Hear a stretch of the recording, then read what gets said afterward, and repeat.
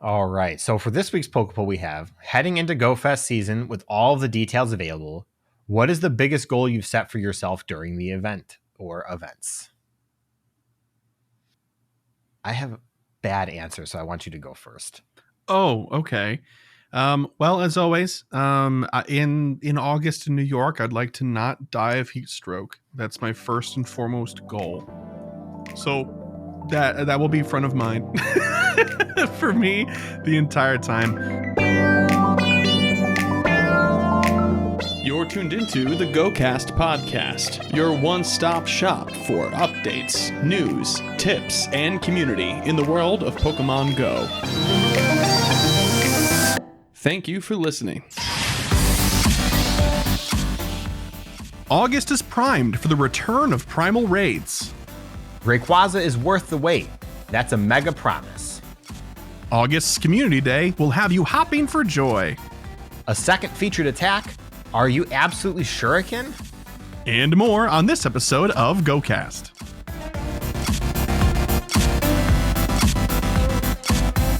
Hello and welcome to the GOCast podcast, episode 246. It's August 1st. It's another Tuesday. It's another Tuesday. I suppose we could say that because we used to do Tuesdays. I don't know.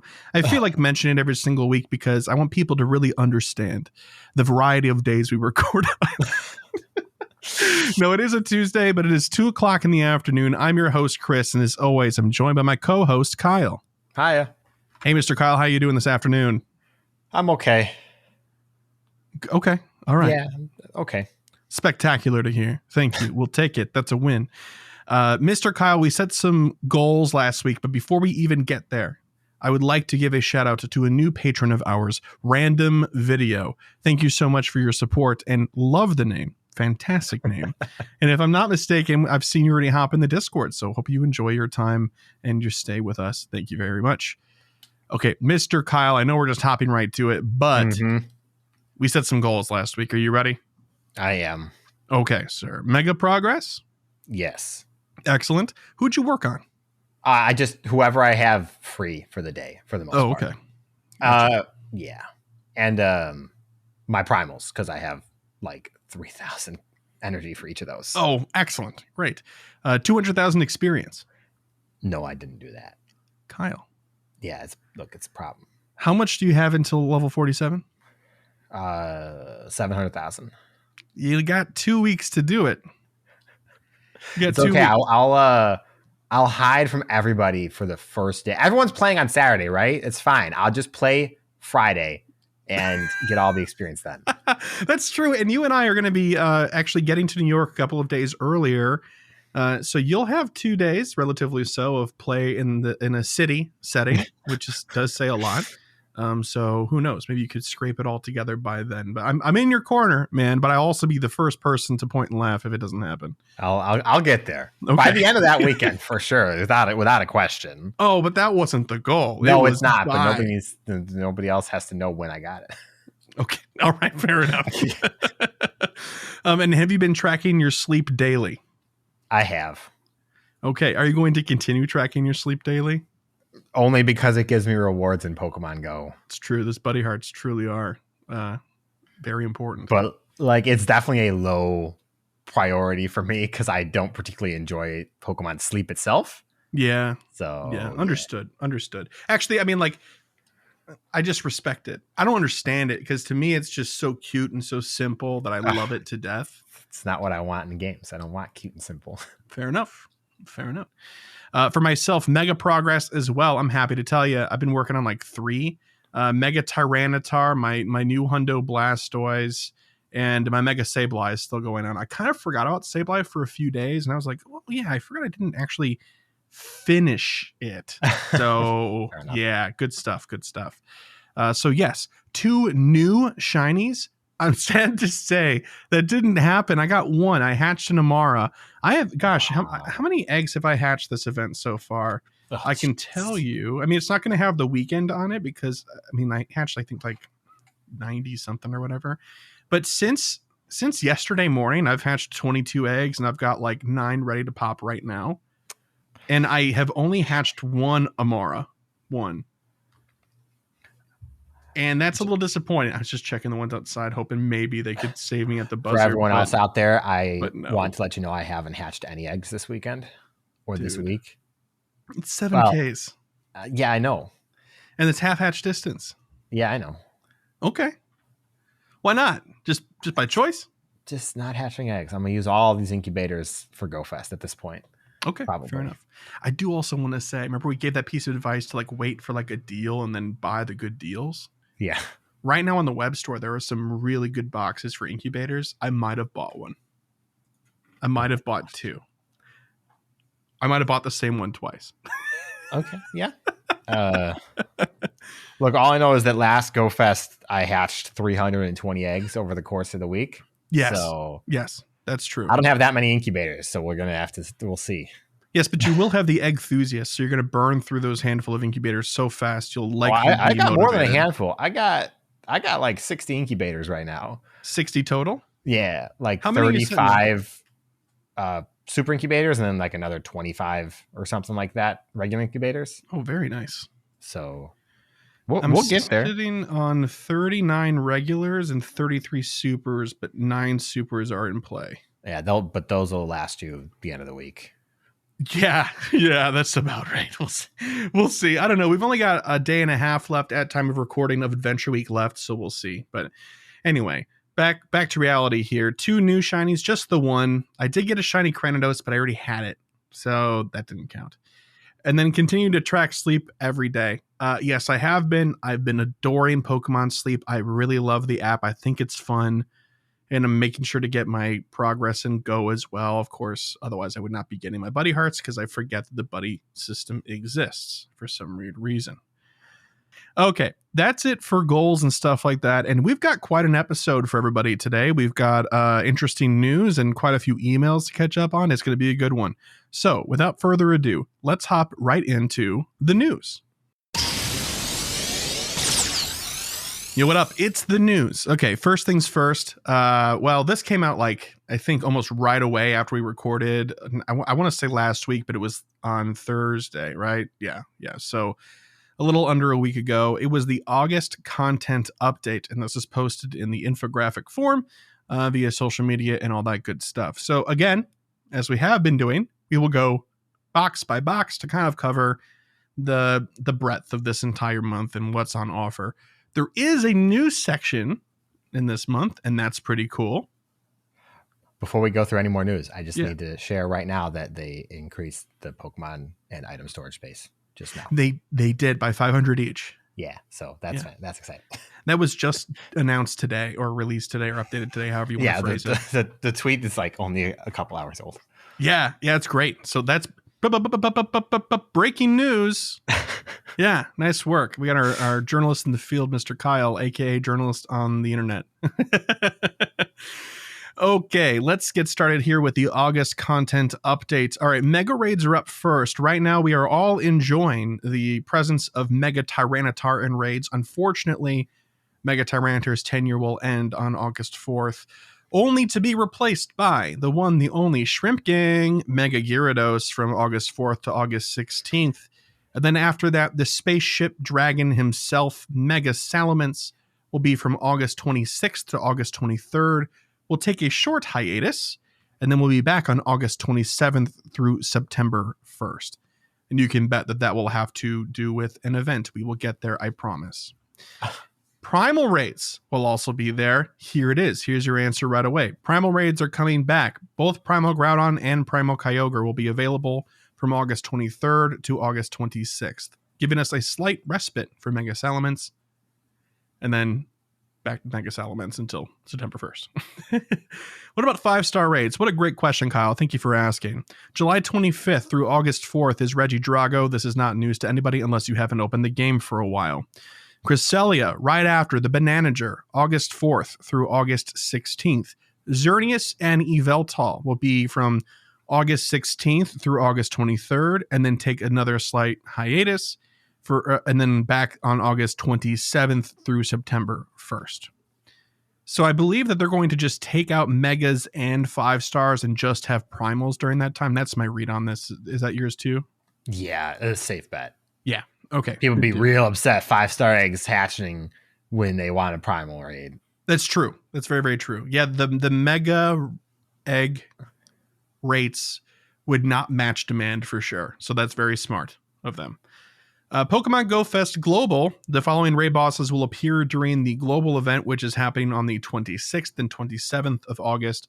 We will see Primal Raids during those times as well, but only during event hours, 10 a.m. to 6 p.m. And then, that's on the 26th. And remember, they're only there for the first hour on the 27th, 10 a.m. to 11 a.m. And then after that, on that Sunday, August 27th, those two will be replaced for the remainder of the event from 11 a.m. to 6 p.m. local time in Mega Raids, Mega Rayquaza. So there is no reason to not get hyped for that. You're allowed to be excited. You have our blessing. It's gonna be wild. And I think we talked about it on the show before, but Mega Rayquaza is gonna be like meta defining for dragons. So yeah, okay. Research breakthroughs. It's the same pool that we've had. It's going to be Sableye, Beldum, Audino, Furfrou, Goomy, and Noibat, and still Goomy is not shiny. It won't be for a hot minute. We'll have this pool until September 1st. So thankfully, it will change next month. We will see what they make the pool into then. Probably take Goomy out and put Dratini in or something. That'd be wild. What an inspired choice. Here are the list of the raid hours. Tomorrow, August 2nd, this will be definitely out after this, but that's Regidrago. On August 9th, it's Cresselia. Xerneas that knows Geomancy on August 16th. Primal Kyogre on the 23rd. Primal Groudon on August 24th. We're getting 2 raid hours like in a row. That's pretty cool. And then Yveltal that knows Oblivion Wing will be on August 30th. So Xerneas and Yveltal with some exclusive moves. That's important to get. And they don't stipulate what day of the week because of this slight change with the 23rd and the 24th, but they are from 6 p.m. to 7 p.m. local time on the days that were listed. Mm-hmm. Same sort of deal for Spotlight Hours. August 1st, today, 2 times experience for evolving Pokemon. It's Vulpix. August 8th is Paris, 2 times Stardust for catching Pokemon. I'm going to need to make sure that I actually participate because double Stardust for catching and a Stardust bonus good. Pokemon. That's huge. That's huge. Stuffle on the 15th and you get 2 times experience for catching. Venonat on the 22nd, times 2 candy for catching. And on the 29th, Tentacool with times 2 candy for transferring Pokemon.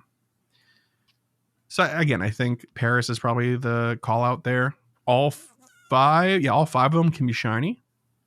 And again, Spotlight Hours run from 6 to 7 p.m. local time. Now here's a little news section. Monthly bonuses. I don't think we've had this before. We've just had seasonal bonuses. So this is kind of cool. Start August 1st at 10 a.m. local time. So this is live already. And then end at September 1st at 10 a.m. local time. So this will end at the end of the month as one would think. And there's 2 bonuses here. The first one is increased rewards for 7-day Pokemon catch streak. And those bonus rewards are 20,000 experience and 10,000 Stardust. That's a good amount. That's a really good amount. I'm happy to see that. Is it on top of what we already get for Stardust, I'm assuming? That's what's implied here. I haven't. Oh, wait, no, hang on a second. It says increased reward. So probably it's not. It's just an improved version of what you normally get. Okay, that's bad. I think it's twice as much, probably. No, you get 9,000 Stardust for a 7-day streak already. Plus the 100 for catching. Huh, well. So if it is only increased to 10,000 and not 19,000, that's bad. I guess we'll have to see. But yeah, from the verbiage here, unfortunately, it does say increased instead of bonus. If it said bonus, I'd feel really good about, guessing that it was on top of. Anyway. I literally got my 7-day streak yesterday, so I don't know. All right, that's too bad we couldn't figure it out. Yeah, but neither of us knew that this was going to happen, so I don't think we would have been able to plan around it as well anyway. But the other bonus is increased reward for 7-day Pokestop spin streak, 20,000 experience bonus for that. So that's pretty cool. It's nice to see them throwing around large amounts of experience as a reward. No complaints. And last, but certainly not least, especially for the month of August this year, events. Let's talk really quick. We'll talk about regular events in a second, but just a reminder, live events, if you're like, where is everybody? It's because they all left the country to go to Osaka or London this upcoming weekend because GoFest is happening in both of those locations from August 4th to August 6th. If you are in those locations, we hope you have the best GoFest experience as we sit on our hands and we wait for our turn over here on August 18th through the 20th in Pokemon GoFest, New York City. So that'll be great. Looking forward to seeing people getting hype already. Now, I did say last week that I would have meetup times and locations and stuff ready by this episode. And I'm happy to say that we largely do have it all together, ready to go.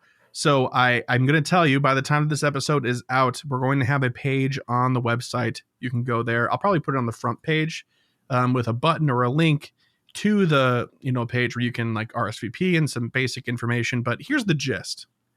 Every day we will have a meetup in the park.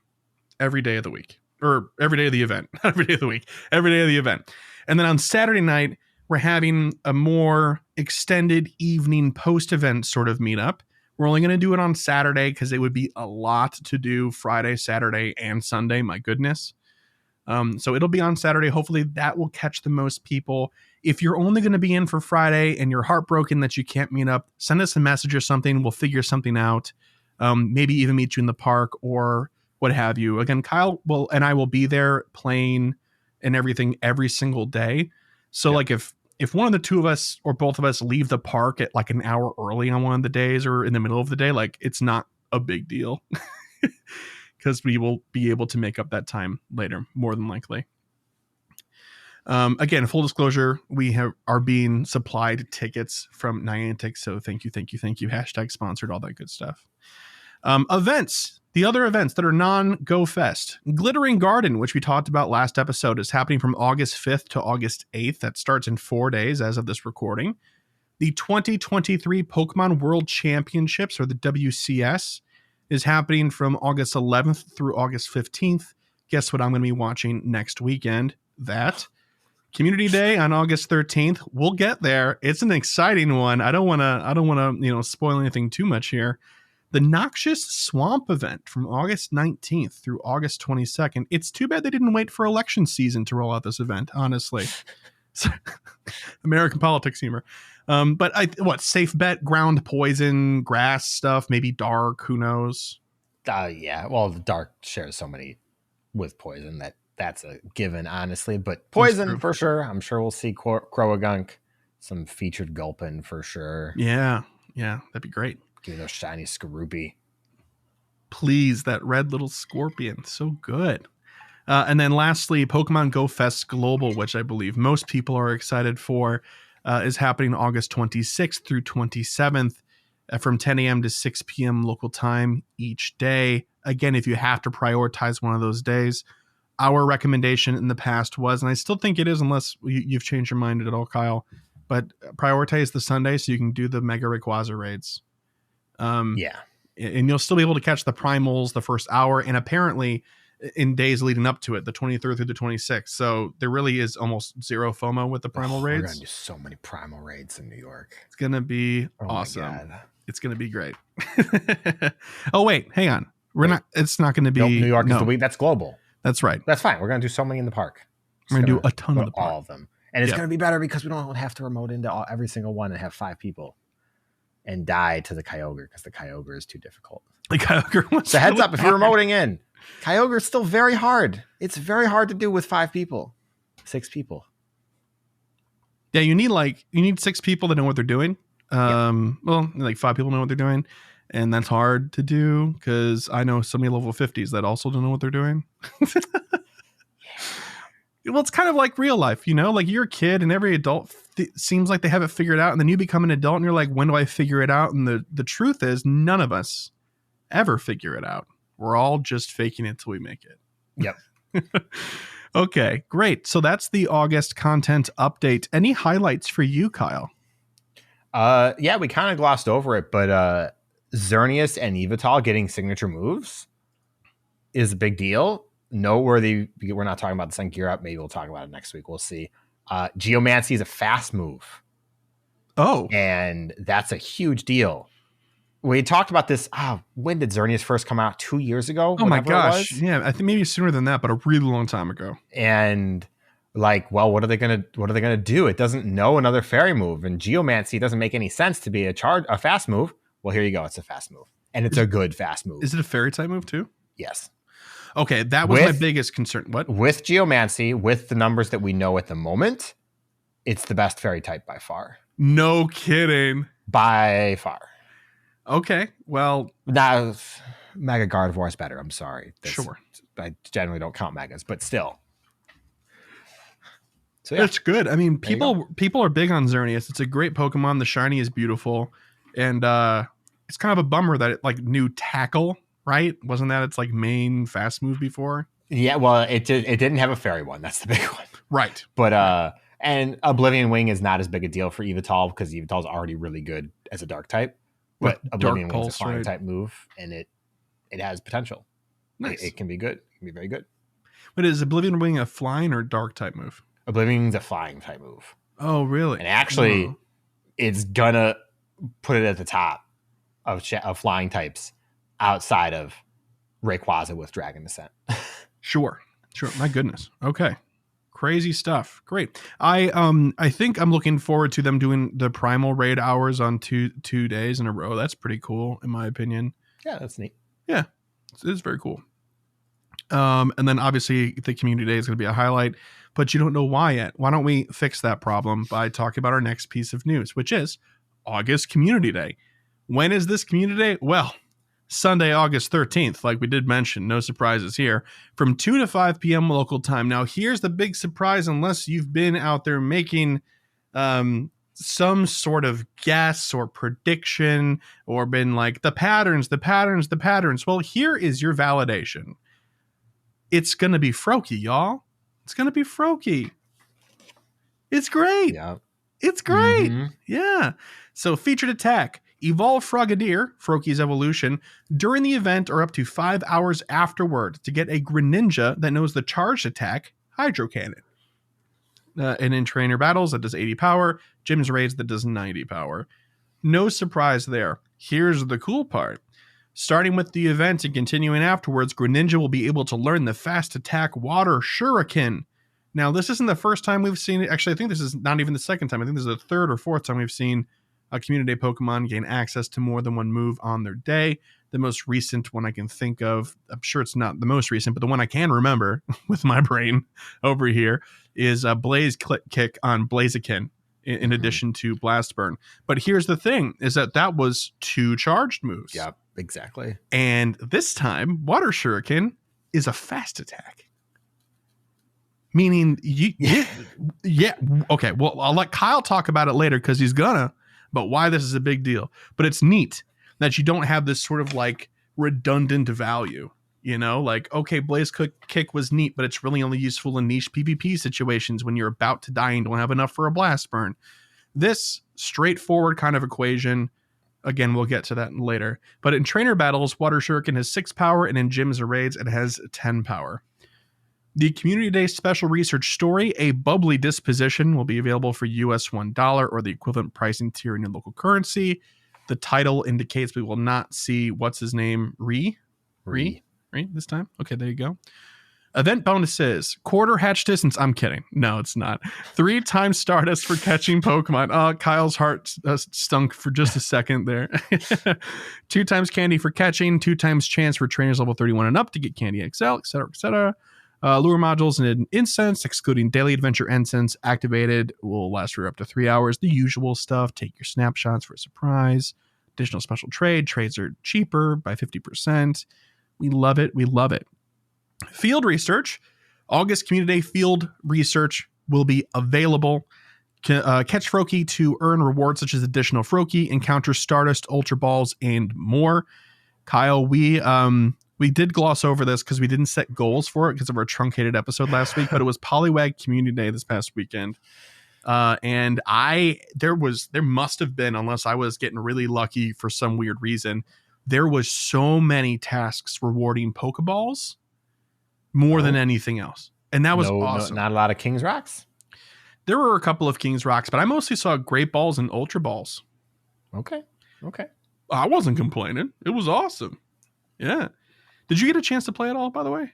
No. Did you catch any shinies just with your plus? Nope. Okay.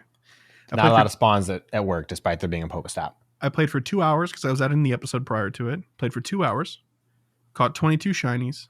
Jeez. And it was a really good time. Good God. Yeah, I love I already had 2 shinies. I made sure to evolve Poliwrath and Politoed, so I had one of each.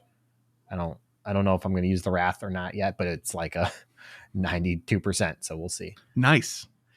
I didn't catch any hundos. I had a couple of hundos handy already, and I already had plenty of shinies like you did prior to this event, so it was not a big FOMO situation.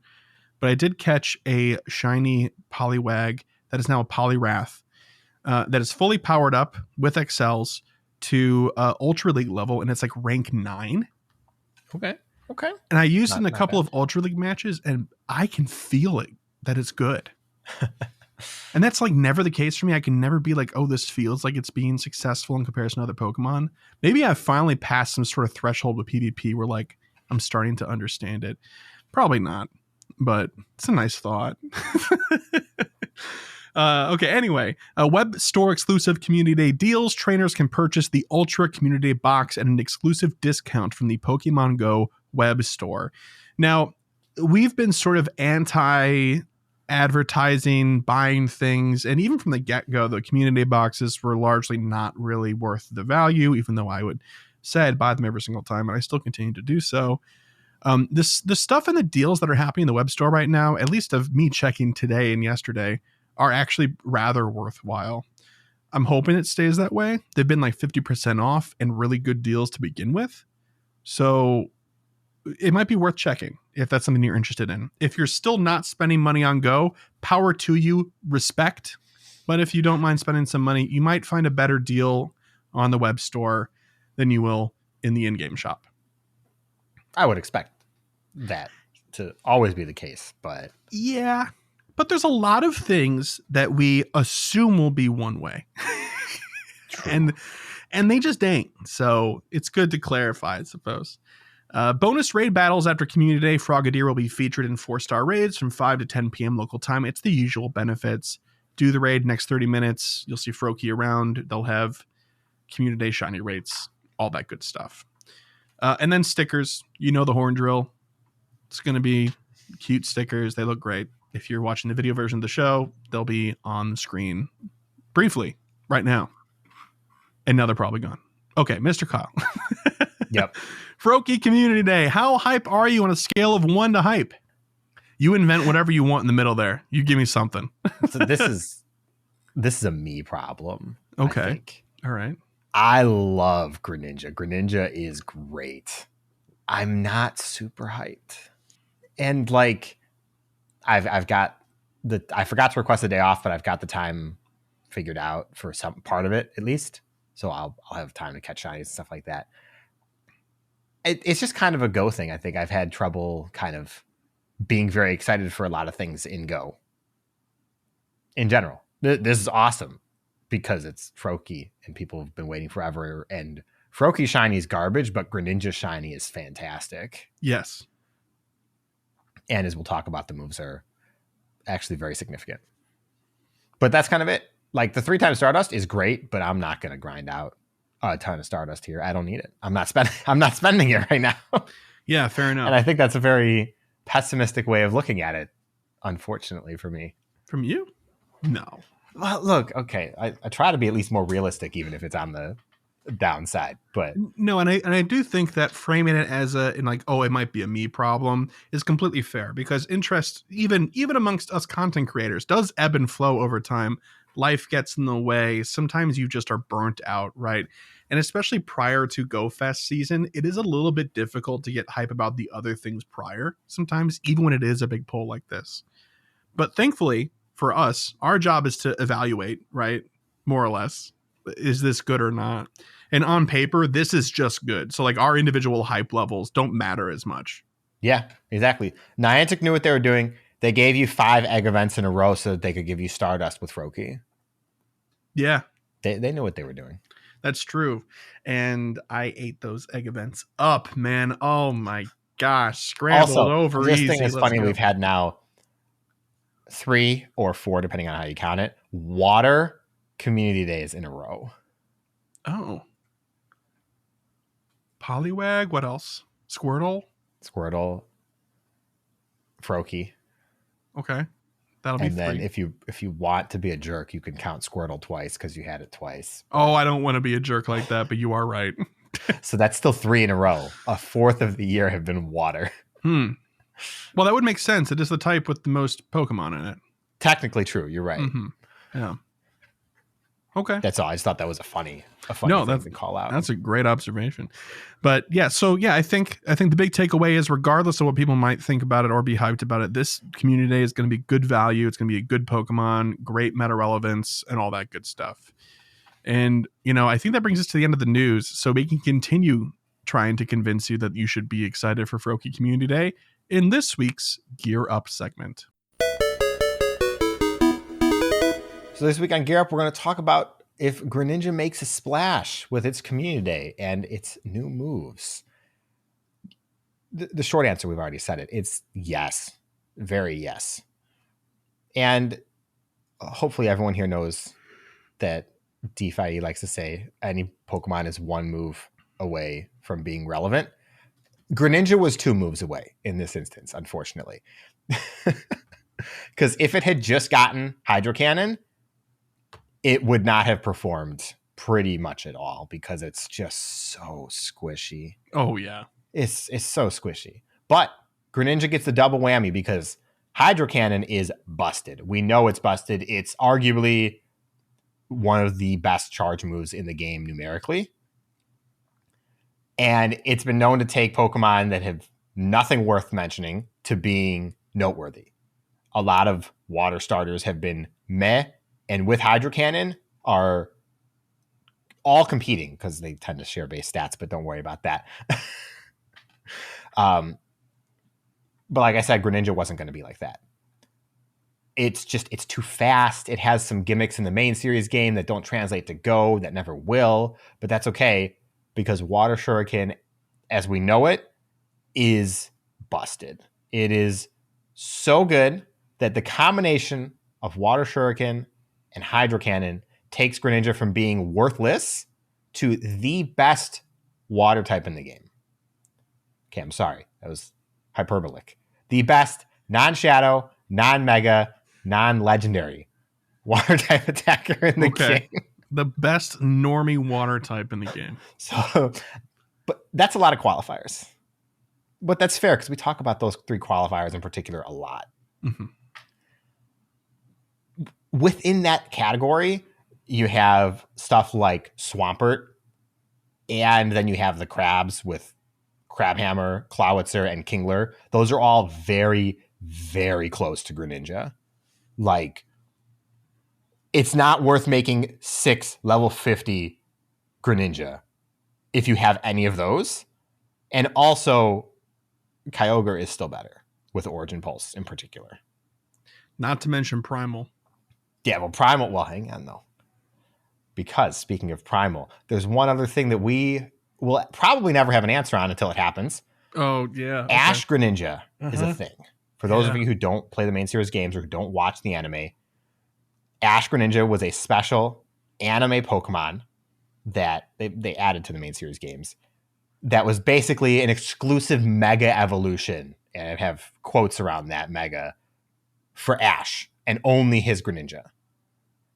And in the main series game, it's tied to having an ability rather than holding a Mega Stone. But it has Mega Stats.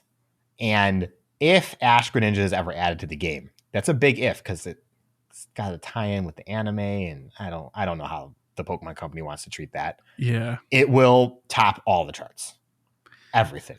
It will be better than Primal Kyogre, although Primal Kyogre will be a lot more bulky, so it will probably last longer, and it boosts your whole team, so it might be worth using Primal Kyogre instead. You can run the numbers, but it's, I'm not going to get into those details right now. I mean, either way, you can only have one Primal Kyogre, so it would probably be good to have both. Yeah, so who knows if we ever get Ash Greninja. I'm in the camp that I don't think it's ever going to actually happen. I'm with you 100% for 2 reasons. One you already said. Actually, you mentioned both, but you did lean on it's an anime thing, so it probably won't happen. I mean, we see fewer and fewer anime crossovers as the years go on with this game. But secondly, because it's tied with Battle Bond as an ability, and abilities have no home or place in Go, at least not yet, I think that's a two for no thanks, unfortunately. Yep. But it is worth considering. Just for people who like to plan in the future, it is a possibility. And that's about it. And of course, if we ever get a Shadow Greninja, it'll be good, but man, it will fall over if you sneeze on it like Gengar. Yeah. Sort of like if we ever get Shadow Gengar, but apparently Niantic is allergic to Shadow Gengar, so. That's okay. Yeah, I mean, Shadow Gengar would be like two-shot by like just about anything. One confusion. One confusion. Oh my gosh. Whoa! That's Greninja. It's a big deal. It is a significant improvement if you don't have a full team of Kyogre at the moment. Mm-hmm. Crazy. That's awesome. I'm looking forward to it. I really, really am. And like, we had the last segment. I already knew about these stats and how good it was going to be. But I'm hoping people at home are more excited and more motivated to go play Froakie Community Day. Because, I mean, we've had Poliwrath and Politoed had their uses and stuff like that. They're PvP equivalent or PvP meta relevant, right? But, like, we haven't, I don't know, every single time that we get, like, a super meta relevant Pokemon, just like PvE meta, it's exciting. And I'm afraid people are just too distracted right now to care about Froakie too much, So one takeaway for me, though, is, and this happens all the time, is funny because if you listen to Super Effective, they point out all the time too. The Pokemon Company loves to put everything all at once. All the time. And now we have August, and you put Froakie in August, and everyone's already so focused on GoFest. Yeah. And it's just like, oh my gosh. I don't have the mental capacity to think about all of it. It's something every single weekend. And there is no weekend that's like, oh, I think I'll pass.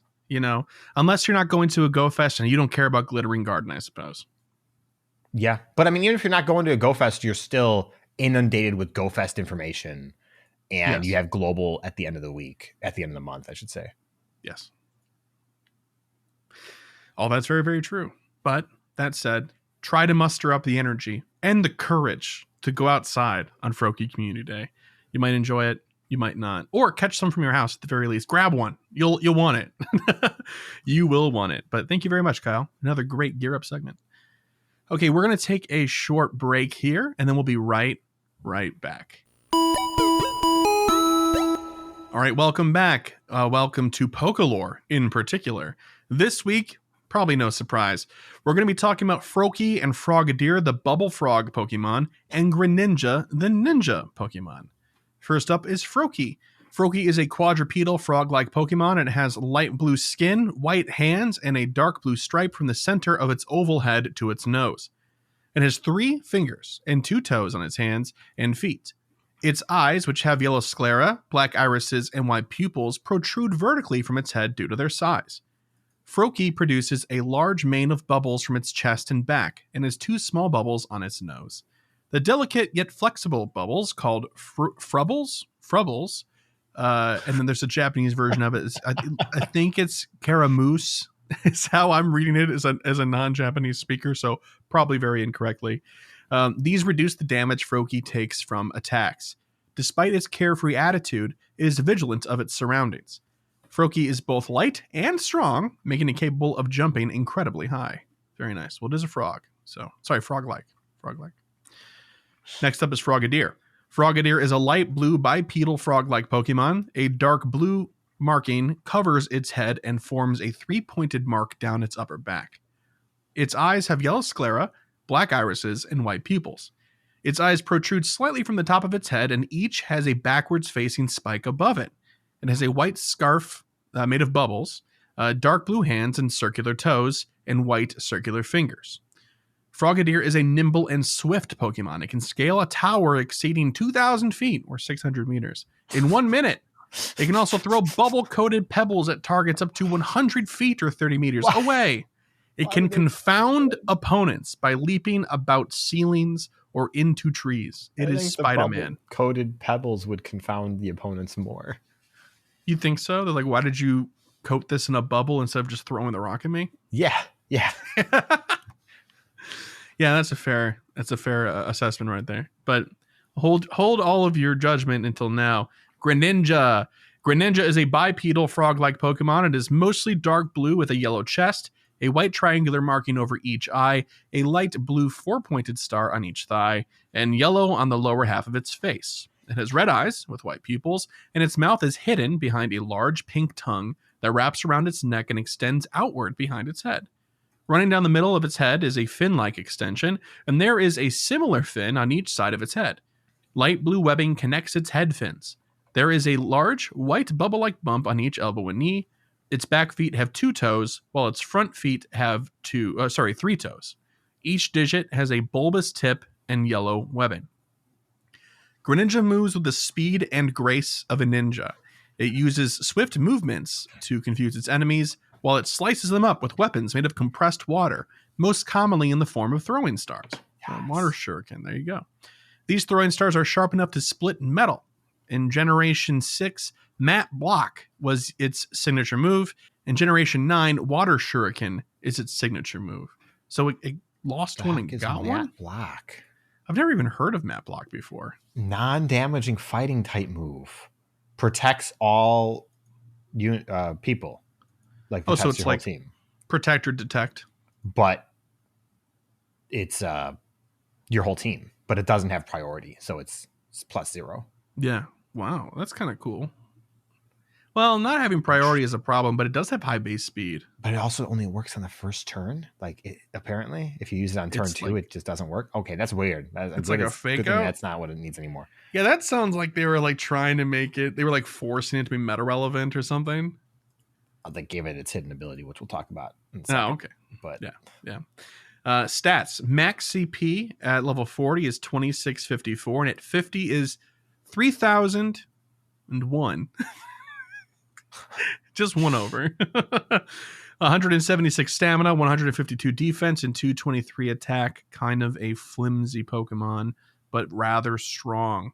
Best move set will be Water Shuriken with Night Slash and Hydro Cannon. That'd be good stuff. And the typing for Greninja is actually Water Dark, so it will have Stab for all of the water and dark moves in its moveset. So that's why Night Slash is not a bad choice. So yeah, cool stuff. I love when we see non-traditional, non-monotyping on the starter Pokemon. I think it does make it really interesting. I know there's the whole fire fighting thing that people don't like, but what are you going to do? Cool. Well, that was the Greninja family. Kyle, love for Greninja, right? yes, look, I cannot express how much I love this Pokemon. Greninja is top 3 starters for design for me. Oh, 100%. And it's not even close. In my opinion, the top 2 are not even close to everything else. And number 1 for me is Rowlet and that line. Yeah. It's just Decidueye, Rowlet. Even Daxtrus is just great middle evolution. Middle evolutions usually fall apart, but not Daxtrus. I do like Dartrix as a middle evolution, but there are people out there that love Rowlet but can't stand Decidueye. I mean, I understand that because they like the really cute owl, but they don't like what it turns into. So I understand that. And then Greninja's it's a supreme design. It is miles ahead of Charizard, despite how much love Charizard gets, personally. And the number 3 is up for debate. But also, its ability in the main series game makes it one of the most interesting Pokemon, period, for me, personally. That's Protean, right? Yeah. Or Protein? It's Protein. Yeah. And for those who don't know, whenever Greninja uses a move in the main series game and it has Protein, it changes type to match that move before it uses the move. So it always has Stab, and it changes its type so the enemy never knows what to hit it with super effectiveness. Yep. They changed that in Gen 9, unfortunately. They made it more balanced because it was broken. It was the original terrestrialization back in the day. Yeah, exactly. Awesome. Well, that's a cool Pokemon. Again, hope everybody's more hyped for Community Day. But enough talk about Froakie and the Froakie fam. Let's move along here to Pokeball. Last week's Pokepoll was, how are you preparing for GoFest season? Any tips or tricks for your fellow trainers? First one's from Nick Bunce, and he said, I'm getting sassed by tag 3 of our Discord members, Justin Modders and Kelvin. We're meeting up in London, which is going to be sweet. Beyond that, the usual affair. Treat it like a community day. Clear storage, stock up on balls, prepare for a good time. Yeah. Hard to argue. That is sort of what it boils down to. Yeah. Next one's from Clifton B, and they said, my prep is going to be a bit different than in years past. I'm working to get gym coins daily for raids, stock up on balls. I usually stock up on red balls for the Go Plus. Given the launch of the Go Plus Plus, I'm going to focus on greats and ultras and let my red balls go down below 1,000 for the first time in like 2 years. Also, I'm tagging recent ones I want to keep and then doing a major clean out. That's fair. I need to do the major clean out. I really want to just like eviscerate my Pokemon storage. I've got like 4,500 and I need like, if I was being real harsh, I could probably get away with 1,000. Total that would Pokemon? Just involve a lot of shinies that I'd have to get rid of, and I'm not ready to make all of those commitments yet. Wait, you mean you would clear out 1,000 more, or you'd have 1,000 total? I'd have 1,000 Pokemon total. Oh. I think that if I wanted to, I could get down to 1,000 storage, 1,000 occupied storage. So 4,500 or 6,000, whatever it is, 5,000 free. I could do it. That's insane. I don't want to get rid of all those shinies though, so I haven't done it, but I could. There's no need to. You're not even going to catch that many Pokemon over the weekend. Exactly. But then if I did that, I wouldn't have to worry about my storage for like 2 community days. Yeah, but then it would get to a point where you're like, oh, I don't want to do this because it's going to take so long, and it will take another Go Fest to motivate you to do exactly. Yes. Okay. It's just a vicious cycle. Anyways. Next one from Venus C Prime was, my in-game prep doesn't look a lot different from normal, but I've got a list of stuff that needs packing. Good. Go over that list multiple times. Several times, and make sure that I'm paranoid I'm going to forget something on my trip right now. Make sure you didn't just put stuff next to your bag. Make sure you put it in the bag. Are you speaking from experience, Chris? Something about a vaccination card from somebody. Yep. Hey, mine was on the fridge. Okay. Whatever the situation was. I feel like it was on my list. I had it. It was ready, but it's not here. I don't know what happened. Yeah. Anyways, that's why you pack extra time into your trip, to make sure you account for mistakes. That is actually like a much better piece of advice, because people forget stuff. It's not like they do it on purpose. So it's better to have a buffer and plan for that than to just say, oh, I won't forget anything, because you will. You know? Yeah. All right. Next one's from Modders, and he says, hello, gents. I'm going to learn Minnesotan. This will be my route to a successful Go Fest. Loving your works, chaps. Cheers. Just for clarification, Justin is going all the way to the UK to meet up with our UK boys. That's and right. He's from Minnesota. Don't you know? They were putting some Minnesotan slang and stuff in our overflow chat yesterday, and I'm like, I don't know what I'm reading right now. It was incredible. I'm very confused. Some of this is Midwestern, and I follow, and others I'm just like, I don't know. That's right. Perfect. All right. Our last one in the form of an email is from Big Brain T. They said, hi there, Chris and Kyle. I've been a longtime listener and first-time emailer, and my answer to the week's Pokepoll is that I think that adding new legendary Pokemon in this way is amazing. This is in response to adding Pokemon in unique ways, or are they gimmicks, or is it a good idea? Yes. Sorry. Thank you for clarifying. Yeah. Mm-hmm. The traditional way in the main series game is you have this big end goal where you need to complete all of these tasks and trials to finally try and catch the final legendary. However, in Go, normally Niantic just throws new legendaries in raids and are like, here you go, and lock them behind a semi-paywall, and you get dozens of them in a few hours. You don't get that sense of completion, nostalgia, or adrenaline like you do in the main series games. But when you release something like Zygarde in this way, it feels way more exciting to try and get an unlock. I personally don't like legendaries, how legendaries are released nowadays in Go through raids, but at least Zygarde does feel pretty good to get. I have one complaint about Zygarde, though. It's way too free to get.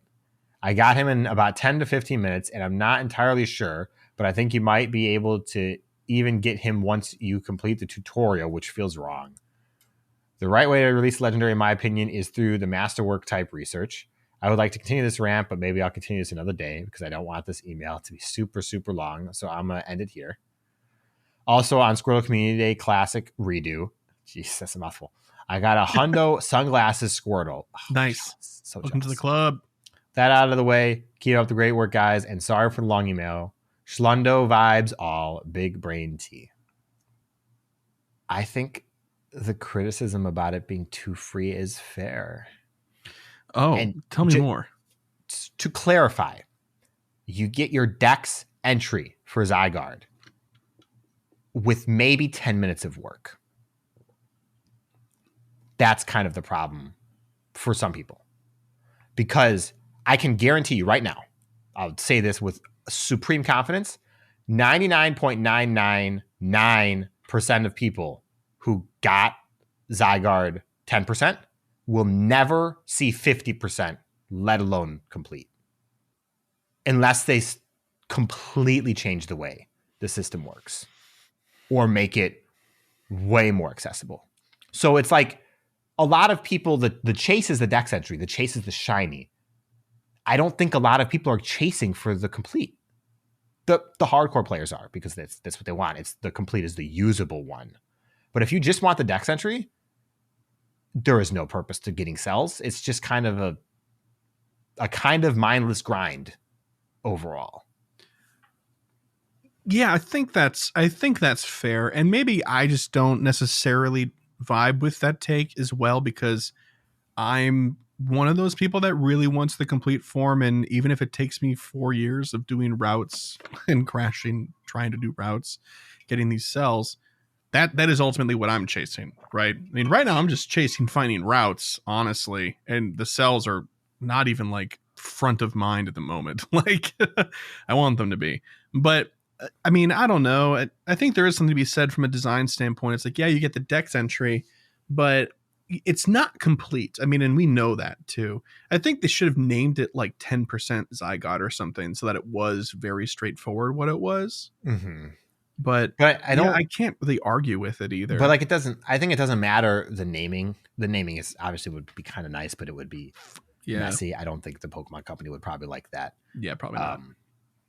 But like I said, most people do for Dex entry. 10% would be good enough for them. They don't even need the Hundo. Like forget that this is not a grind for a Hundo, but in other raid instances, most people are one and done. Yeah, absolutely. They do one raid, they are done. And that's it. They might not even do one raid because the raids is too much of an ask for a lot of players. But even catching, a lot of people will see 10 Squirtles and they'll catch one because that's all they want. It's true. And like that's a totally valid criticism. I don't necessarily feel that way about how Zygarde was given out, but I totally can see that line of thinking. So would your advice be again, if you're feeling this way, the best way to go about it is to again get good? No, I don't. I don't think there's actually a way to overcome it. Unfortunately, it's just you have to readjust your way of thinking, or maybe the way you look at it. It's like what do you consider getting the Pokemon? Do you consider the final form getting the Pokemon or the Dex entry? And for most people, I think the argument, like you're saying, is Dex entry because of course that's what really matters at the end of the day. But for people like me, Dex entry is nice, but I want my full form, please. Yeah, exactly. Great email. All right. So for this week's Pokepoll, we have heading into GoFest season with all of the details available. What is the biggest goal you've set for yourself during the event or events? I have a bad answer, so I want you to go first. Oh, okay. Well, as always, in August in New York, I'd like to not die of heat stroke. That's my first and foremost goal. So that will be front of mind. for me the entire time. But as far as Pokemon Go in particular is considered, I think just like taking advantage and finishing everything up as soon as possible so that I can focus on the social aspect of the event is going to be the most important part for me. Because it is really easy for me to get distracted with the social stuff first. I think we've talked about this before. Kyle has to remind me to finish my special research like all the time. Yeah. And so I'd like to just knock all that stuff out as soon as possible so I can focus on when are we doing our meetups, who's around, who can we see, where do I want to go with the free time I have to target shiny hunt and stuff like that. And of course, my other goal, which is always the case, is to hatch an obscene amount of eggs and walk an obscene amount of kilometers if possible. Yeah. Mm-hmm. So I have two goals. One is the not the so great goal. Don't get burned out. I can feel it, especially with a whole trip and 3 full days of playing like exclusively, but also wanting to play in New York because it's New York. Yeah. Don't get burned out because I want to just be able to have fun. So don't get burned out and have fun. It's kind of together, but the have fun is kind of a cop-out answer, so I didn't want to give that. So there's that. And then number 2 is a more direct goal. I really want Shiny Golett. Oh, yeah. So that's that. Yeah. New Shiny Ghost.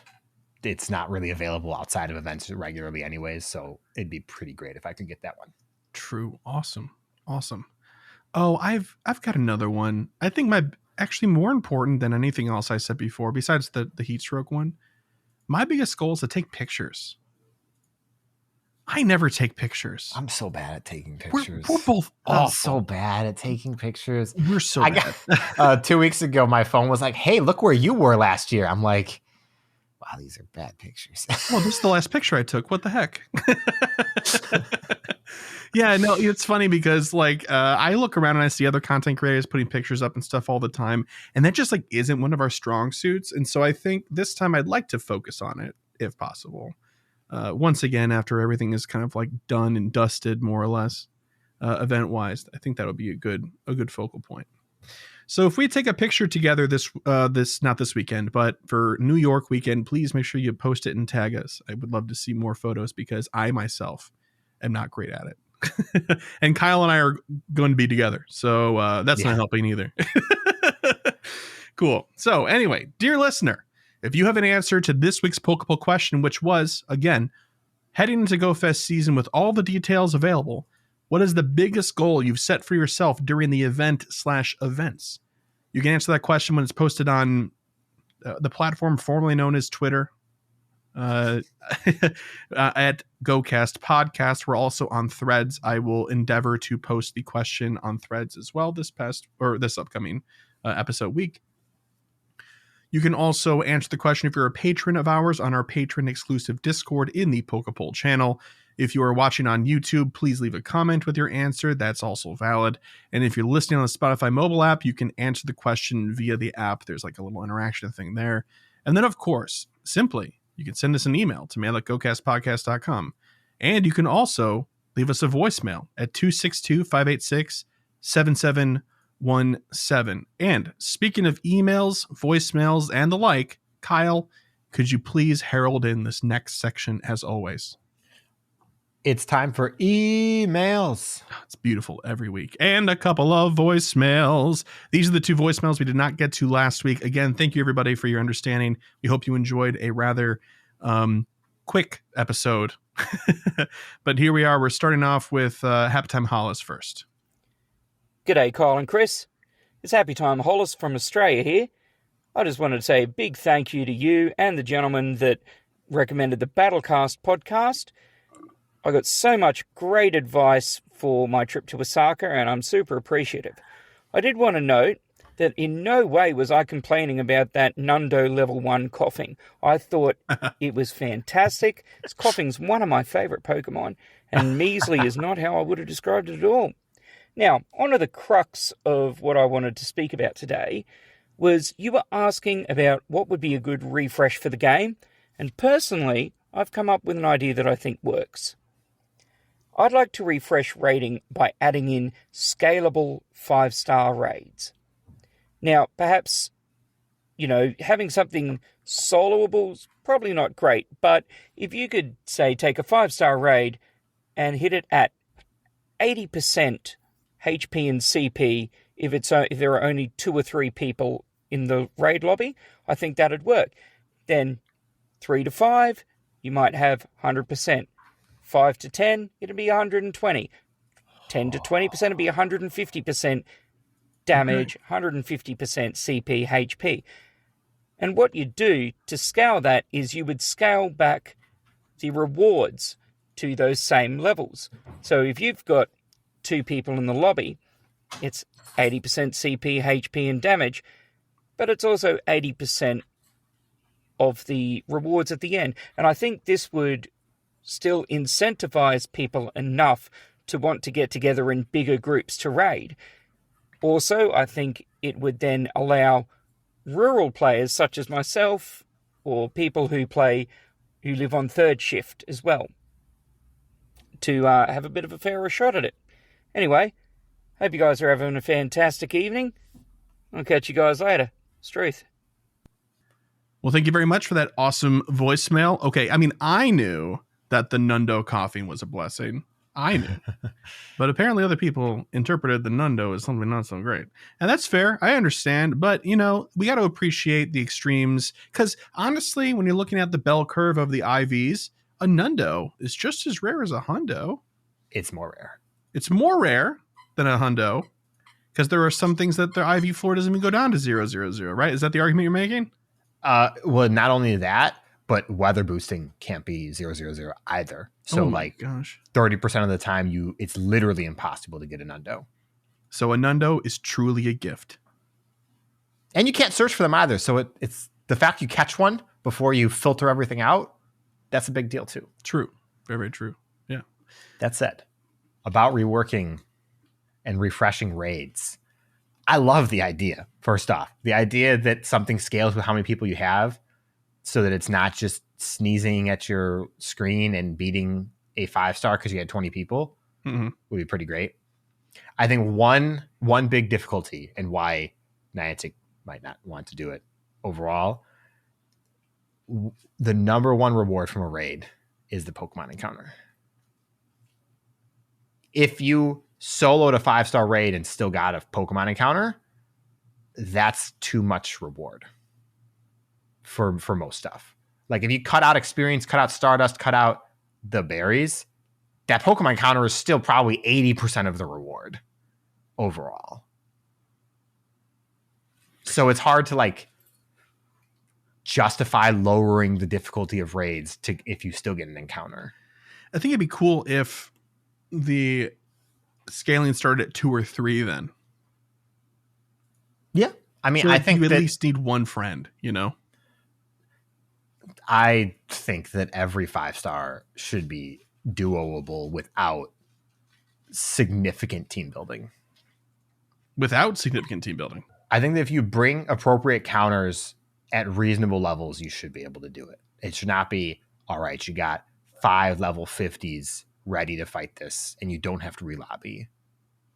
That should be the end goal, personally. The problem, of course, is the way the game works. Like, if you get it that difficult, then one person can solo it if they try hard enough.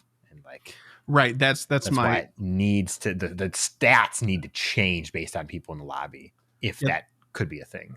That's my pushback on it too. I would get behind the idea of if you have 2 people that have put a lot of time into the game, have earned it, right? Sort of thing. They're level 50. They have max counters, perfect moves and stuff like that. I feel like in my mind, under no circumstance should they not be able to succeed. Kind of like how I felt really bad about that one Zekrom that broke me during GoFest 2021 or whatever it was when we were in Indy, where I threw all of my 18. I had maximum bonus balls. They were all excellent curveball throws with golden raspberries. That should never happen. It should never run after that. I feel the same way about this, that if you were 2 or 3 people, I'd like for it to be your max level. Everything's as good as you could possibly do, which is not a small ask. It's huge.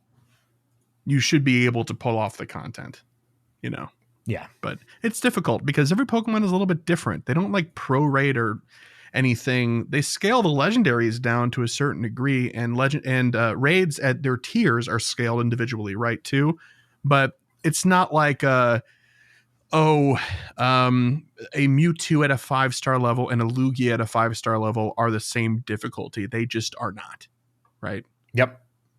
So that's Never a bad forget example. attack Those from might the be closer axis. than I think, but you know what I'm trying to say. Yeah. Yeah. Cool. Thank you very much again for that voicemail. We have another one here. Let's play it. Hey Chris and Kyle, it's Crazy Cobra.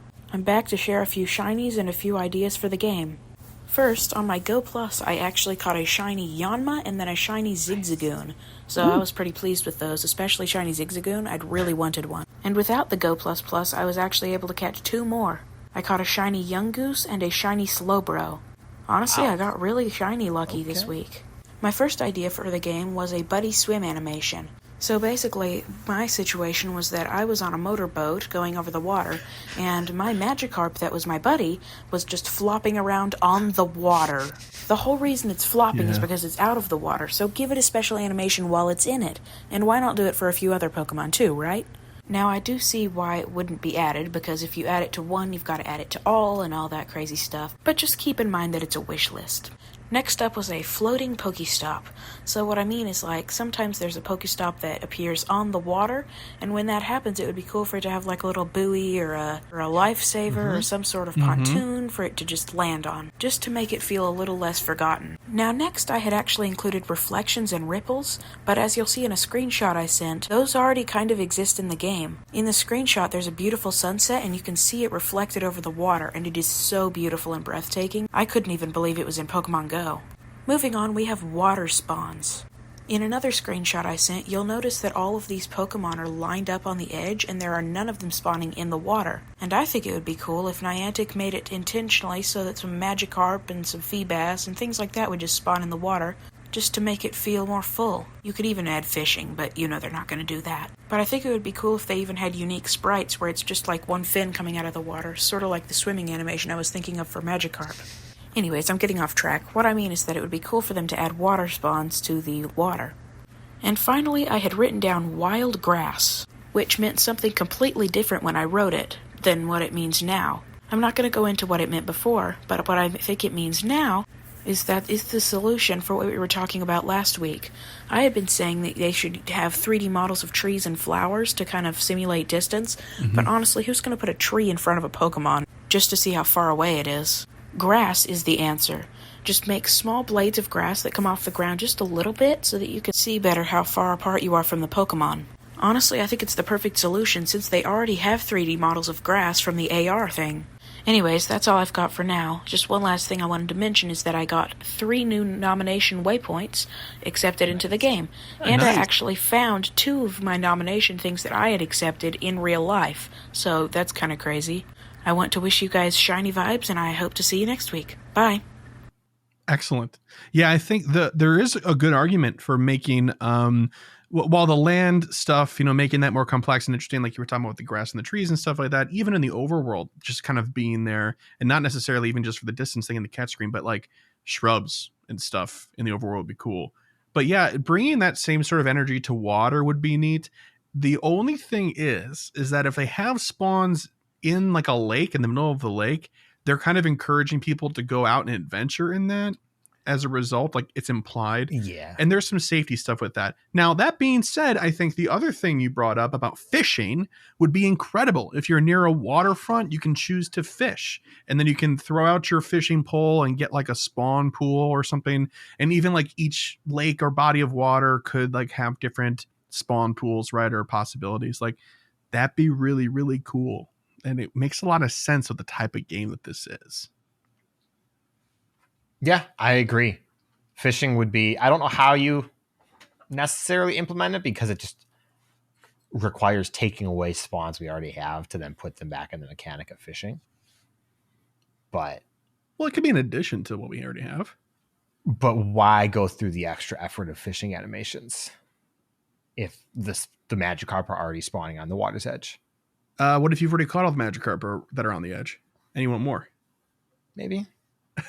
I think it's a small scenario. Walk farther along the water's edge, I guess, is Niantic's answer to that one. But yeah, but it could be like, this season in deep water when fishing, you can find these 2 additional Pokemon, and it wouldn't be taken away from the existing pool that we already have. It would just be an additional 2 things. Or maybe like bonus Stardust or something. I don't know. It'd be cool. But I think just the main argument of adding more depth to the overworld experience is like a good one. And I have a hard time arguing against it. Besides safety issues, right? Yeah, definitely. Thank you very much for the voicemail. Okay, Crazy Cobra, I'm sure we will hear from you. I'm sorry about the quick turnaround on episodes. We probably tripped up more than one person. But we've got a few emails here too. Kyle, why don't you take us away? All right. The first email is from Paulie D, and they said, hi, Chris and Kyle. Paulie D from the Pacific Northwest checking in with an update on my level progression goal. Last I connected with you both, I had set a goal to surpass level 44, finish 13 million experience, 100 grunt wins, and 50 wins against team leaders. 9 days early on July 22nd, during Riolu Hatch Day, I beat the last team leader battle, scoring a shiny Shadow Apom in the win. Oh, I know it may feel like a flex, but really this is just an example of what can be accomplished when we set goals and push ourselves. true. I just want to say, without the weekly podcast from you both, I truly believe it would have taken me twice as long to complete. My new goal to finish level 45 is set for Christmas Eve, 155 days. Earn 15.5 million experience, complete 100 field researches, snapshot of a Pokemon 7 days in a row, make 50 excellent throws, and hatch 30 eggs. Thank you again for everything you guys do. This is Paul D from the Pacific Northwest signing off for now. Not incredibly sorry for the protracted email. Shiny vibes all. Not incredibly sorry for the protracted email is a new one, and I love it. Sorry, there's a tiny shield on here. I had to make sure I caught it. Okay, understood. Great. So congratulations on hitting your goal earlier. By the way that this is going, you'll probably hit 50 before Kyle even hits 48. So that's awesome. Good for you. Look, experience is not fun, okay? Yeah, but it's also the easiest part of the post 40 experience. No. Doing raids is far easier. What's that? Doing rocket grunts is far easier than the amount of experience you need. Oh, not when you have to do like 50 liters. You need 120 million experience. It's not too bad. They give you experience and stuff. No. Over the course of time, it's not that bad. It's much worse. Otherwise, 50 liters wouldn't be one level task, and 150 experience wouldn't be 10 levels worth. Well, I forgot to tell you, Kyle, but over Polywag Community Day, I hit 210 million total experience. It's pretty good. It's not, but it is more than the 176 I needed. I mean, it's pretty good. Yeah.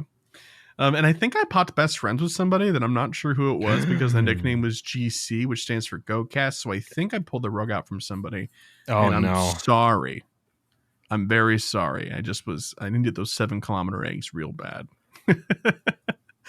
Thank you very much for the email, Paulie D. This next one's from Juan, and they said, hey there, Chris and Kyle, Juan here. Quick email. I was just wondering what your GBL stats are for total wins, total battles, longest streak, and total amount of Stardust gathered through GBL. Here are mine. Keep up the fantastic work. Love what you guys do. See ya later. So that being said, the numbers that were attached were like 10 times the amount that I have. Oh no. What are yours? Mine are wins, 1,134 out of 1,913 battles. Longest streak of 14, and my Stardust earned is 2.8 million. You're almost exactly double mine. Oh, wow. Okay. 492 wins out of 1,006 battles. Longest streak of 20. Whoa. And 900,000 Stardust earned. 900,000 stars. Okay, you know what? I'm mostly impressed by that streak of 20. Did you just like find a team that worked and you're just like... It was in like season 1 when everyone didn't know like anything about playing, and I had a rudimentary knowledge of how PvP worked. Oh, okay. So like, I don't know. It was probably Azumarill. Good Lord. Why can't I remember Pokemon names right now? Bastiodon? Altaria and like Venusaur or something like not that. Not Bastiodon? No, not at that time, because Bastiodon came a little later because I didn't have enough candy when PvP came out. That's right. Yep. Altari. Yeah, man. Oh man. Yeah, that's a classic El Clasico team for sure. My goodness. But yeah, no, Juan's numbers were very impressive. Like I said, they were 10 times what I had. So holy cow. Hats off to you, Juan. Thank you very much. Fun question and appreciate the email. Next email is from Walter, and they said, Dear Chris and Kyle, first off, you mentioned a while ago being able to transfer from Pokemon Home to Pokemon Go. Any updates on that? Also, I often use PvPoke to find out if certain Pokemon are worth upgrading for PvP, but I still haven't found anything for PvE. After not raiding a single Heatran, saving up for Mega Tyranitar, I am sad that I missed out.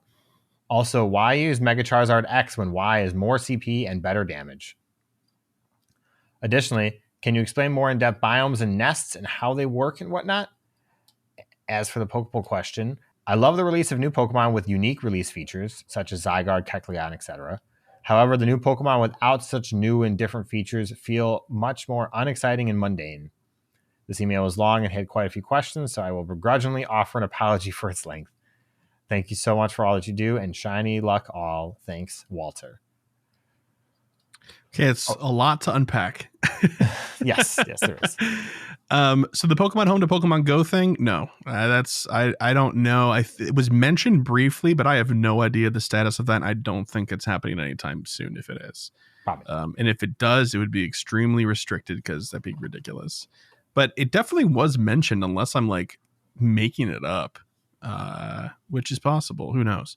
But it definitely can go from Go to Home because that's what I'm doing with my shinies. So, Yep. And then the PvPoke to find out certain Pokemon worth upgrading for PvP. Well, yep, got PvP in the name. What's the PvE equivalent that you use in your crunching numbers for Gear Up, Kyle? I use GamePress. GamePress has a page that's gamepress.gg/Pokemon Go, has a page for comprehensive DPS and TDO spreadsheets. Mm-hmm. And you can search by types. There's a bunch of keywords you kind of have to learn how to use the tool a little bit, but it's not that difficult. And you can search the specific Pokemon, or you can search the type as a whole. And there's commands for blocking out shadows and blocking out megas, so you can kind of just get a really raw idea of what's worth keeping overall. Yeah. Yep. And you can even simulate an enemy. So if you're fighting a psychic Pokemon, it's not going to tell you to bring Gengar. It will just say no. Yeah. For it. Which is smart. Yeah. Because that's how it works. Which is great. Yep. And then the Charizard Y versus X conversation. X just has more use cases over Y. Did we talk about this? Because Walter, you are correct. Y is better. In terms of performance, if you're bringing Charizard to perform in a raid, Y will do better as both flying and fire type. Mm-hmm.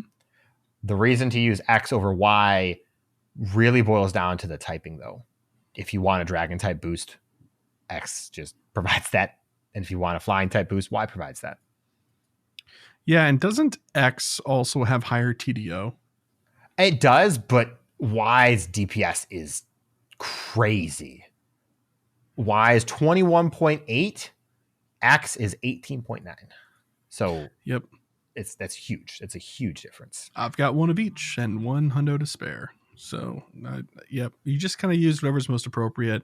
I mean, honestly, again, I think X was, especially when it first came out, I think we were recommended it over Y because it gave you more type coverage for the megas because we didn't have a lot of Dragon Megas to begin with. Yeah. So yeah. Yep. Let's see what's next on here. Oh, can you explain more in depth biomes and nests and how they work and whatnot? Okay, so it's really gray. There's no exact science to this anymore. There used to be, but largely speaking, if you go to your local park, you will probably see one Pokemon spawn over all the others in a higher rate. You can then probably deduce that area has a nest of that Pokemon. So, for example, if the spawn pool is Venonat, Caterpie, and Bulbasaur, and then you go to a park and there's also Ekans there, and there's like one Ekans for every other Pokemon that's there. That's probably an Ekans nest, right? Yep. Certain Pokemon can nest, some others cannot. We don't have exact lists anymore. We just have a lot of like group generated data. Yeah. Right. If you have a local Discord, a lot of Discords will track the major nests, and nest locations are fixed. Yes. If a park is a nest, it's always a nest unless there's an open maps update that they pushed like once every 4 years. Yeah, we are super overdue for one. And then biomes. Do you want to take a crack at biomes? Biomes are so hard because they're like officially unofficial things. And they made it so much harder when they started doing seasons and they put the biomes in the seasons, but they refuse to acknowledge it in game. And they don't even call them really biomes, right? They call them something else. Well, they just say they'll be spawning more in the city or they'll be spawning more in the forests and stuff like that. But that is what we colloquially refer to as biomes. It's like, oh, these are city spawns. Oh, these are spawns near a water's edge, right? Or these are in your park or in a forest. Like, it's really sort of like they won't tell you specifically, like Kyle said, it's your best guess. Yeah. And like regions are the biggest tell. We live in the Midwest. The Midwest is very much forest biomes. Yes. Like 80% of the Midwest is probably a forest biome just in general as a rule. Yep. So a lot of bugs, a lot of flying, a decent amount of normal types. But if you live somewhere more arid, you do tend to get more fire and ground spawns. If you live somewhere like Arizona, I've heard you'll get a lot of those, see a lot of wild Vulpix in general. Yep. Rock Pokemon, ground Pokemon, all that stuff. Yep. Yeah. Being a bug and flying type enthusiast, it's great living out here. For sure. Thank you very much, Walter, for another great email. We're going to take a short little break from reading emails to read a physical piece of mail that we received to our P.O. box. Now, I'm afraid I hadn't checked it for a little while, was unable to get over to the post office. So if this is rather late in the process, I do want to apologize to this young trainer. But they wrote us a handwritten letter. I'm holding it up. It's fantastic, and it made my heart swell. But let me read it for you. Dear GOCast podcast, I love the podcast, listen on Spotify, and ever since getting my Kindle, respond to the Pokepoll every week. You guys are so funny, helpful, and family friendly. I'm only 10. I made these keychains for you guys because you guys are awesome. Caesar for Chris and Gengar for Kyle. Again, love the podcast. Signed, Naya. Spotify username, Eevee Lover, Naya. So I'm going to hold these up for the camera for the video version as well. They're these awesome looking keychains. There's the Gengar. This is for Kyle. Oh my gosh, it's so cute. Isn't it? It's awesome. Yeah. And here's the Caesar for me. Nice. I'm in love. I think it's fantastic.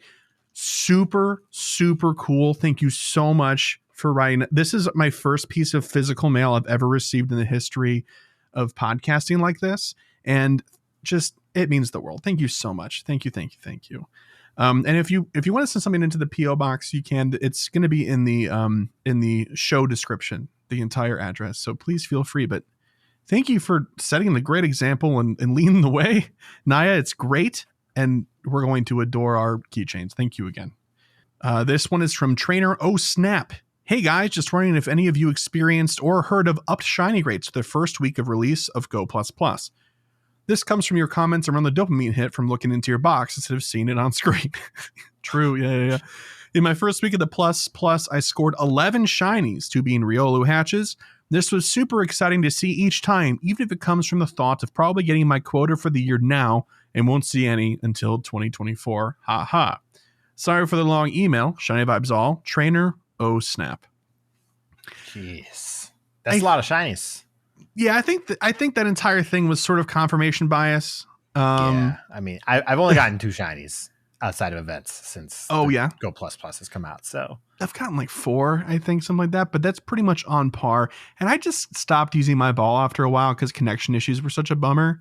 If it's like a short drive to the grocery store, like I won't do it. But with the Plus, I hit the one button, don't have to worry about where my device really is, and it connects. It makes it much easier. And I think everybody like trying it out the same week and everybody posting about it because it was something new really made it seem like people were getting more shinies than ever. Or it could be just possible, Trainer Oh Snap, that in your case, you were very lucky. And that's a W. Well, I definitely think the 9 shinies in like the 2 weeks is very lucky. That's right. So good for you. Good for you. And thank you very much for the email. Next email is from Dope Dude 858. They said, hey, Chris and Kyle, how are you? Dope Dude 858 here. And Crazy Cobra inspired me to think of things that could push Go to the next level. and I figured the best idea out. You've talked about how it is hard to build community in Pokemon Go, but when you do, the experience is pumped to the next level. Some of the problem is you don't know who is playing.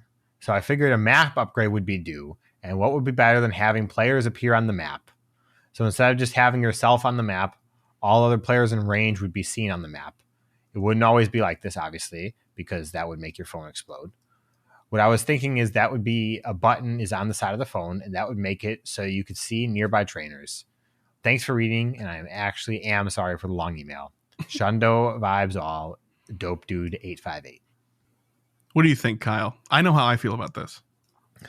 I know how Niantic feels about this. Well, that's also or the Pokemon Company feels about this. Yeah, but I don't disagree with their position. Yeah, I think I'll let you say that. I think that as a concept, it could work for events. I think if you go to Community Day and you can see people in the park that you're at, that could help facilitate growth for the future. Yeah. Potentially. Yeah. So while it is wonderful to go out and meet people and make new friends and all that sorts of stuff, this is a game for all ages. And even if you have an adult account, that can be on a younger trainer, that can be on an older trainer that doesn't necessarily understand certain implications or complexities of the technology. Actually, that goes for anybody of any age, to be honest with you. I've met people my age that don't know how to operate a phone. So I don't want to call out any specific group. But the point here is that while this seems like a great idea on the surface, and because it is, there are bad apples that spoil the rest of the group, right? There are safety concerns about having the feature on. People can find you and talk to you. Maybe that you don't want people finding you, right? And yes, you can turn it on and off. But for some people, things like this are a little bit difficult to navigate. And they might have thought they turned it off when they didn't. They might have turned it on and not known it was on. All sorts of things, right? What would be incredibly clear to you or I or you, dope dude, would not necessarily be clear to everybody playing. And so the safest bet for liability and otherwise is to just avoid something like this altogether. And while that does kind of stink for reasons like this, like community building and finding other trainers and players, I think it is net better, especially from a business perspective, liability wise, than the alternative of, headlines of, person followed other person via Pokemon Go and stuff like that. Like that's a nightmare scenario that they're trying to avoid. I think rightfully so. While I understand that there's no ill intent whatsoever in this suggestion, I think 99% of players, that's true. Unfortunately, those few people do ruin it for the rest of us. And we just sort of have to adapt to that reality, Yeah. Yeah. But thank you very much for the email. Great suggestion all the same. Great. This next email is from Corrupt Crowley. Hiya. We got a Kyle fan. So I just had the bad experience of clearing out a gym, making it gray, only to be told I couldn't add my Pokemon to the gym. To my horror, somebody sniped the gym with their Blissey while I was trying to pick a fun shiny to gym sit. To be clear, this other trainer didn't help clear the gym at all. They showed up after the fact. Because this was at a train station, I had to leave as the person that sniped was on the arriving train that I also had to leave on. My question is, what is your opinion on gym manners and snipers? Is it fair game to flip a gym that you saw was just flipped with a single mon in it? Is it okay to mass feed because you sniped? Is this the spirit of gym battles? As Niantic grips tighter on players to interact by increasing store prices, it feels like fighting over gyms is getting pettier and pettier. Being free to play just stinks. Sorry for the long and negative email, Corrupt Crowley. You want to talk about things that need a refresh? The gym system is suffering. Yeah. It is suffering. Yeah. But I hate to say it.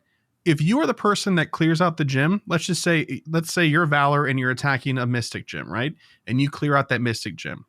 An Instinct player cannot put a Pokemon in there for a period of time. There is a grace period. So you might have just taken too long to choose your Pokemon, right? Or they may have helped out with the last mod and you not realized it. If it's possible, a Mystic and a Valor fight an Instinct gym at the same time, it comes down to who does the last blow. Unfortunately, it's a real bummer. It does. So it's definitely possible that, as the train was arriving, they hopped in because they saw it was under attack and they got the last blow. That's poor manners, but they also don't know that you were the other team at the same time. Yeah. There's no way of being able to tell that.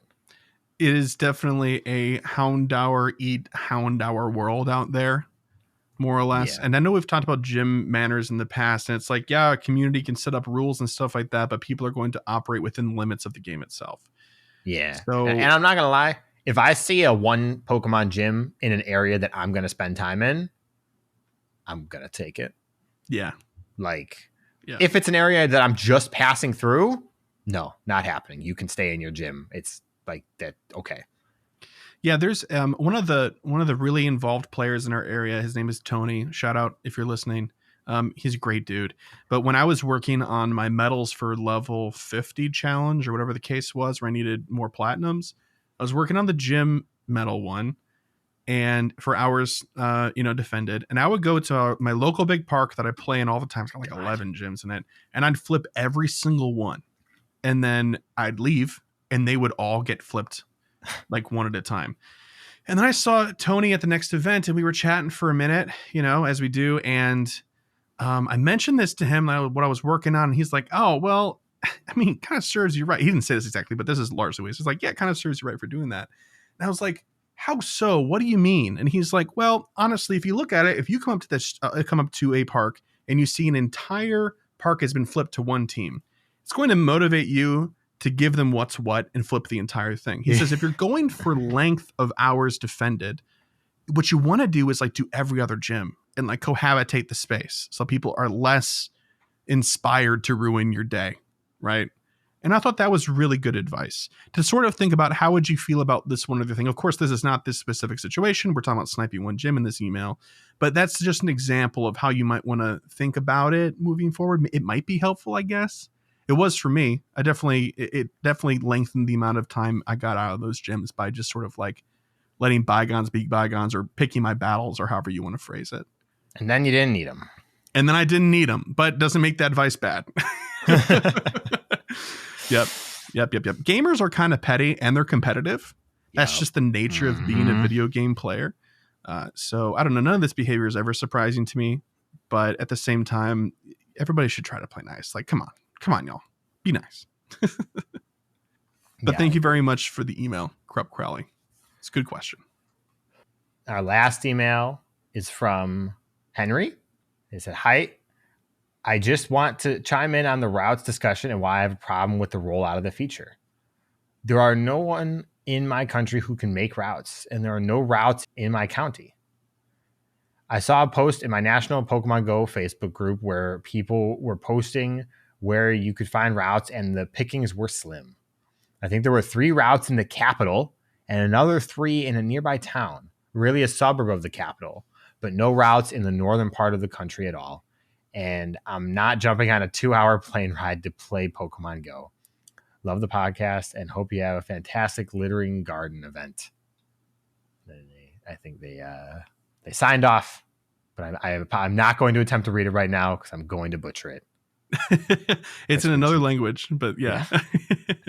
I think this is a great point that they did drop the ball on this idea and they launched the feature with something tied to the feature but the feature is user generated. So like there's no routes because people have to make the routes. Yes. Like that's it. Like that's a bummer. That's a problem. And the approval process is slow because the approval process is being handled by Niantic. It's not even like leveraging the Wayfarer system. It's just Niantic doing the approval. Yeah. So, I mean, like I have had 3 routes that I have proposed or submitted. 2 of them have since been okayed, confirmed, whatever the case might be, validated. And then one of them has been under review for a week plus. And that seems kind of ridiculous to me. But knowing that these are reviewed by Niantic employees, that kind of makes sense, I suppose, resource wise. But that being said, I mean, why not roll out the feature earlier to more people in the beta sense? I mean, Kyle and I had access to it earlier, and I just couldn't make routes during that time. It kept breaking. Yep. It was breaking for everybody else I knew that tried to do it too. Maybe have expanded that beta earlier and then had like a minimum amount of routes in each area approved before the event rolled out. I'm sure they were under a time crunch, right? And this was after all those major layoffs and other sorts of things that come up too. So I'm sure that production calendar or that roadmap got a little messy, maybe just a little. So I do get that and I feel that. But at the same time, there are places like this that, like Henry is describing, that there's like zero. That's wild to me. Yeah. That being said, I don't have any routes near me. Like on my nearby, whenever I go to work. I'm at home. I go to my dad's, which is near parks. Mm-hmm. No routes. What about amphitheater? I haven't been there yet. Okay. So I bet you'll find one there. Maybe, probably. I'd hope so. If anywhere, I haven't seen many people playing, even on community day there. So we're going to have to see, but it is a bit unfortunate with the timing, and it's going to take a long time, I think, for it to actually flesh out. Yeah. And by the time it's fleshed out, it's going to sound cynical. It's kind of old news. Yeah, definitely. Yeah, I've been seeing more routes pop up now, so I'm hoping that this is the case for everybody else as well. And then I'm hoping that in a month from now, this feature will be much more fully fledged and people are able to get past step number 3 of the A to Zygarde research that requires you to walk 3 routes. And therefore, we'll have more Zygarde cells out too. Oh, man, yeah. No, I have faith in it. I'm a little bit confused as to why it just felt like it was premature. I think that's really all it kind of boils down to, you know. That's all it feels like. Because when it works just fine. I've walked 2 routes. I've made 3. 2 have been approved. That's great. But I would like to see more. It just needs more. Yeah. That's really it. But thank you very much, Henry, for your email. And thank you everybody that emailed in for last week and this week and the voicemails and the physical mail. You are all incredible. Thank you so, so much. That brings us to the end of the show, which means if you'd like to send us an email, you can by sending it to mail@gocastpodcast.com. We've also got a voicemail line. Feel free to call 262-586-7717. Thank you in advance. You can also send us physical mail to our P.O. Box. Again, that address will be listed in the show notes. Please go there to take a look. Follow us on the service formerly known as Twitter @GoCast Podcast. You can also find us at GoCast Podcast on Threads and pretty much everywhere else like Instagram and stuff. I don't know what happened to the Facebook page. I haven't brought that up in a few months, but I think it's gone. If it's not, it's been functionally gone, so don't go there. And if you want to help support the show monetarily, you can via Patreon. You can give as little as $1 a month at Patreon, patreon.com/GoCast Podcast. Yep. And speaking of patrons, shout out to our Elite Trainer tier patrons. Thank you to Bo, Daniel, Lori, Michael, Ozzy, Arkham, Marvin and Mimi, Sforza, Hisui and Ryan, Thayer, Jason, Justin, Charles, Modders, Lee, William, Brandon, Ethan, Steven, Nick, Kelvin, our favorite listener, Drew 2, Camo, The Ugly Rock, Jacob, and Victoria. Thank you so, so much for your generous support and helping us keep, among other things, the digital lights on. And if you'd like to help support the show in an additional way that does not require money, you can by leaving us a review on any platform that takes them. We got 3 this past week. This first one is from PokeKing14, and they said, "Love the podcast. Such a great podcast. It helped me so much in my Pokemon Go journey. Kyle, we did it. That was the whole point." Yeah. We did it for somebody. That's awesome. This next one is from Dylan97. There's lots of N's in that name. That's why I was elongated. It's intentional. Yes. The best Pokemon Go podcast you will listen to. Hands down, the best Pokemon Go podcast there is. After searching through many other podcasts, I'm very happy I came across this one. The show is super informative, entertaining, and funny. Every episode will put a smile on your face. Anyone from Pokemon Go beginners to pros will learn something new and laugh along the way. I have been hooked for many, many months and cannot recommend the GoCast enough. Keep up the great work, and thanks for a great show. Sorry for the long review. Thank you, Dylan. Your check is in the mail for all the nice words. We appreciate it. And this last one is from Love Heart Ruby, and they said, "So funny," all in caps. They really mean it. The first time I heard the first episode, I knew it was going to be funny. That's great. We don't try to be funny. We just kind of like are dorky. And I'm glad some people dig that. I know we do. We laugh at ourselves and each other. That's great. But I'm happy other people enjoy it. Also, funny at the first episode. I don't know about that. Yeah, I don't know about that either. But that's maybe the first episode you listened to. Maybe. That first episode, I don't know. It might be funny now, but like in a cringe sort of way. Oh man, I don't know if I can go listen to it. No. I do it like every couple of years, and I haven't for 3, so I'm overdue. But I'm good. I'm good. Oh jeez. Whew. Okay, Mr. Kyle, we got to set some goals and then we can get out of here. All right. I've got the goal of making mega progress. I'm closing in on a lot of mega 3s right now. Nice. I want to get my 7-day streaks. Make sure that I get those. I miss a Pokestop every once in a while because I don't leave the house when I don't go to work sometimes. I mean, fair enough. And 250,000 experience. Nice. I mean, in your defense, Kyle, it's been rather hot. I mean, it has been oppressively hot. Yes. Yes. And the weather, I mean, the air quality warnings, all that sort of stuff, it's hard. Okay. For myself, I want to clean out Pokemon storage. I want to have at least 2,500 free spots. And what's great is now that's functionally just 2,000 because they increased storage by 500. That's nice. Restock my Pokeballs. They're dangerously low because I haven't been spinning stops because I want my 7 kilometers and not other eggs. So I've been sitting on a pile that is getting dangerously low. It is making me nervous. And then lastly, just one new shiny, hopefully something from this Glittering Garden event, but I'm not going to be particular. It could be anything as long as I don't already have it. Yep. And that's going to do it for episode 246. We did it, Kyle. This is a longer one. I hope everybody's happy with it. We're caught up. Making up for last week. It's okay. That's right. And GoFest season is upon us. If you're going to be in Osaka or you're going to be in London, have the time of your lives. Please tag us and stuff. We'd love to see your shinies. Make us feel bad. Let's go. That's right. And if you're a listener, take a picture with other listeners. If you meet up, I know there's going to be a couple of meetups that are happening. So please, we'd love to see you guys having fun. And if not, maybe we'll see you in New York. And make sure that you check our website, GOCastPodcast.com, for event details about where our meetups are going to be during the event and our Saturday night and like transportation, the best way to get to these locations and stuff like that. Okay. So until episode 247, thanks for listening all the way through. Have a great week.